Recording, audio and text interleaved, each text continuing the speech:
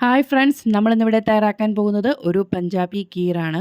അപ്പോൾ ഇത് വിശേഷ ദിവസങ്ങളിൽ, അതായത് പൂജാ ദിവസങ്ങൾ, വിനായക ചതുർത്ഥി, അഷ്ടമിരോഹിണി ഇങ്ങനെയുള്ള ദിവസങ്ങളിൽ നമുക്ക് വീട്ടിൽ തയ്യാറാക്കാൻ പറ്റുന്ന ഒരു ഡിഷാണ്. അപ്പോൾ ഇതിനായിട്ട് എലിയണ്ണയുടെ ബസുമതി റൈസാണ് ഞാനിവിടെ എടുത്തിരിക്കുന്നത്.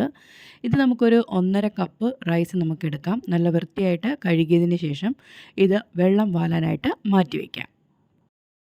അടുത്തതായിട്ട് നമ്മുടെ റൈസ് ഒന്ന് വേവിച്ചെടുക്കാൻ വേണ്ടിയിട്ട് ഞാനിവിടെ ഒരു പാത്രത്തിൽ 7 കപ്പ് വെള്ളമാണ് വെച്ചിരിക്കുന്നത്. ഈ വെള്ളം നല്ല വെട്ടിത്തിളച്ച് കഴിയുമ്പോഴത്തേക്ക് നമ്മൾ ആ കഴുകി മാറ്റി വെച്ചിരുന്ന റൈസ് എടുത്ത് ഇതിലേക്ക് ഇട്ട് കൊടുക്കാം. 10 മിനിറ്റ് നന്നായിട്ട് തിളച്ച് കഴിയുമ്പോൾ നമുക്ക് ഈ റൈസ് ഒരു പകുതി വേവെത്തി കാണും. അപ്പോൾ ഇതുപോലെ നമ്മളൊരു വെള്ളം വാർന്ന് കളഞ്ഞ് മാറ്റി വയ്ക്കണം.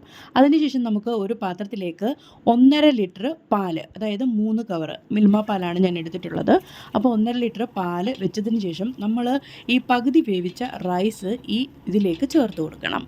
അതിനുശേഷം നമുക്ക് മധുരത്തിനായിട്ട് 1/2 കിലോ പഞ്ചസാരയാണ് ചേർത്ത് കൊടുക്കുന്നത്. അപ്പോൾ ഒരു 1/2 kg ഷുഗർ കൂടി ഇതിലേക്ക് ചേർത്ത് കൊടുക്കുക.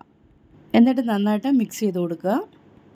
ഇത് നല്ല തിളച്ച് വരുമ്പോഴത്തേക്ക് നമുക്ക് ഒരു 6 ഏലക്ക 2 ടേബിൾ സ്പൂൺ പഞ്ചസാരയായിട്ട് പൊടിച്ചെടുത്തിട്ട് അത് ഇതിലേക്ക് ചേർത്ത് കൊടുക്കാം. അപ്പോൾ ഏലക്കാപ്പൊടിയാണ് ഞാനിപ്പോൾ ചേർത്ത് കൊടുത്തത്.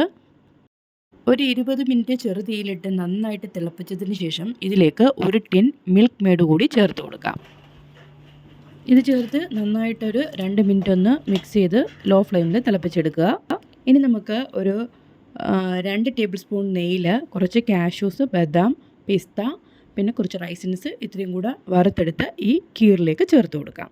അപ്പോൾ നമ്മുടെ കീറിൻ്റെ ഒരു പ്രത്യേകത എന്ന് പറഞ്ഞാൽ പാൽപ്പായസത്തിൽ നിന്ന് വ്യത്യസ്തമായിട്ട് നമ്മുടെ ഈ റൈസായിട്ട് തന്നെ നമുക്ക് കിടക്കണം. അതാണ്. അപ്പോൾ ഇതെല്ലാവരും ഒന്ന് ചെയ്ത് നോക്കിയിട്ട് അഭിപ്രായം അറിയിക്കണേ. Tata bye bye.